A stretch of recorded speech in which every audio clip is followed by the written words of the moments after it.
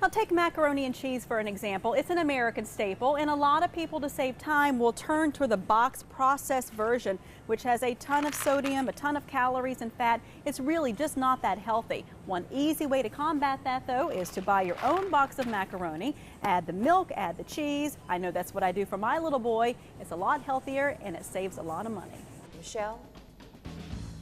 Well, thank you. You know, I cover the economy every day, but this story was unlike any I have ever heard. When the Davis family first contacted me, they said DSS took the child they raised since he was 1 year old away from them after Mark Davis lost part of his income. The Davises said they worked to comply with every request made by DSS, including selling their home, but DSS did not accept their proposals. So the fight began. I contacted two local attorneys, a state rep who agreed to work on the case. Now all three, after months of back and forth, the story ended today on a very happy note.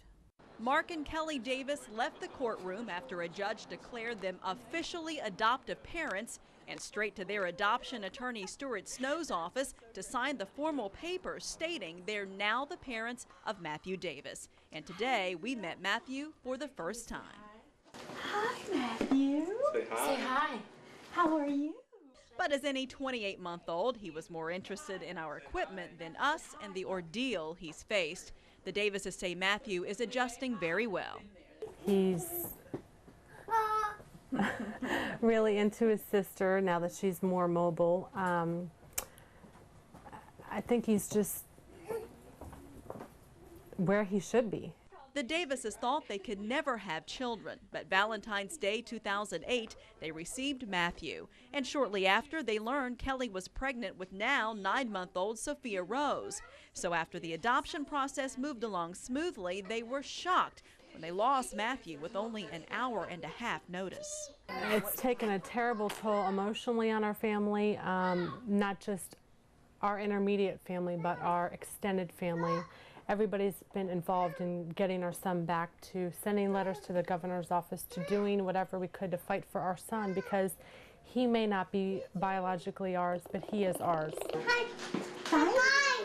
I just remember sitting in the courtroom, and when the judge said that the adoption had been ordered and he agreed that we should be the adoptive parents, is just like the biggest weight you could imagine lifted off of our shoulders.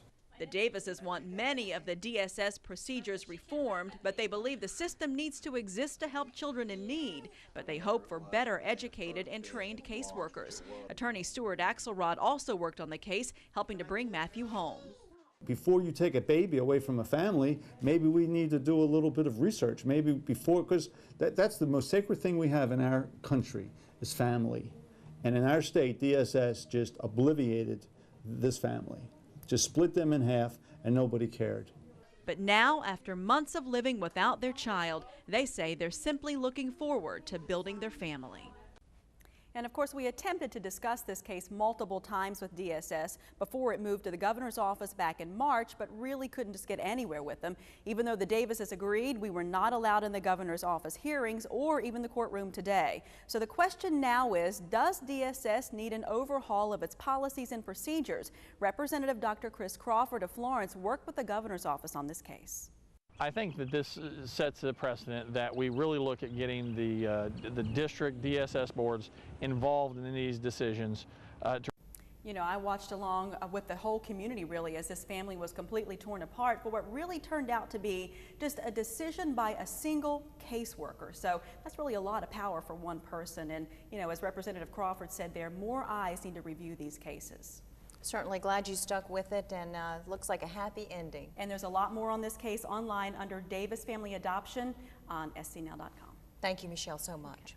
And highs in the 80s. Now, Michelle Carolla, I understand you shot this video on the screen now. I did, actually. We were driving back from the Charlotte area last night, and it was an amazing storm for 3 hours. We drove 30, 40 miles per hour. I can't see a thing there. Oh, it was really, really bad, and it just went on again for hour after hour the whole way back. So I thought I'd shoot some video and show everybody. Pretty interesting stuff. Lightning just lit the sky the whole way. Thank you for shooting that, and Michelle, please tell me you were not driving. I was not driving. My husband was driving, thankfully. Thank you. Well, in this economy, a spark of hope is what everybody is looking for. That spark, though, came to fruition this week for a family with 9 children. A woman contacted me asking for help, just completely out of ideas. The family lived in Florence but worked and took their children to school along the Grand Strand. But back in April, the family lost everything in an RV fire, and that's when everything changed for them.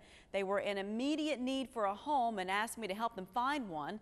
Fortunately, I knew of just the person to help. Don't let them out. Move-in day, a happy day for this family. When Samantha Taylor and her husband Kevin Lacey called, they had nowhere else to take their 9 children. Their home in Florence was vandalized while they were staying in a motel after the RV fire.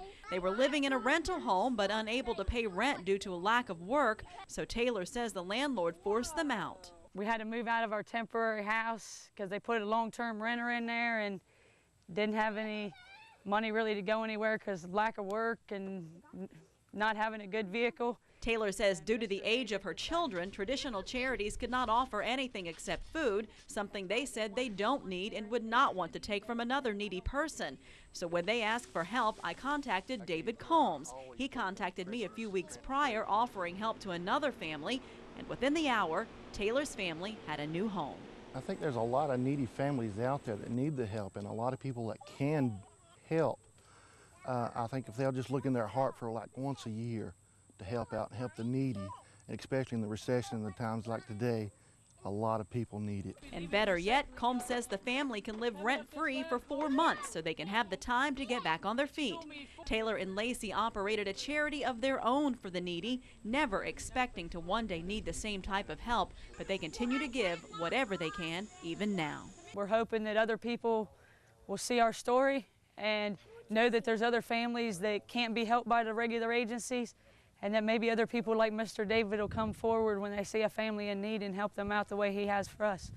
You know, it's important to note this family works every day wherever they can, and they're not asking for a handout, simply a little help. There are so many of these same stories across the country right now. Millions of Americans are out of work due to the recession. Fall projections point to an increase in unemployment right here in South Carolina, but it's time for everybody to look for ways to help out.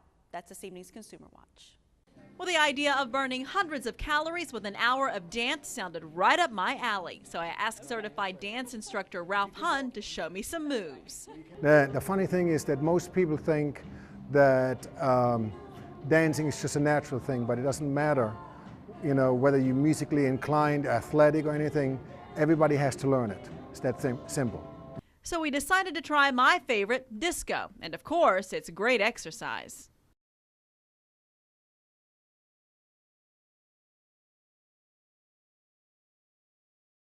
Weight loss and muscle tone aren't the only benefits of dancing. A study by the New England Journal of Medicine found frequent dancing can reduce your risk of dementia by 76% compared to 0% reduction by playing golf. Okay, let me actually just do it with you like you showed him. So here, when you go rock step, it goes like this. It goes rock, step. So we start by breaking down the steps.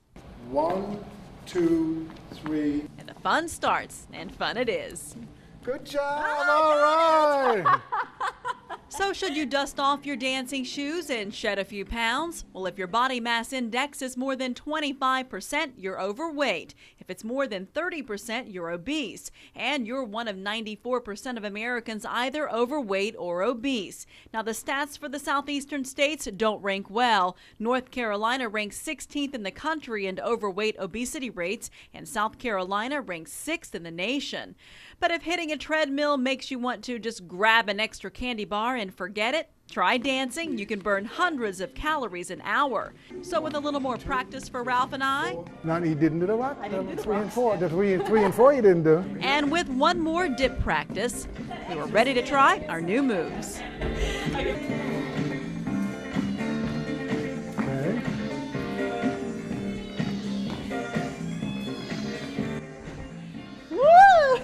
And at the end of the hour, we worked up a real sweat.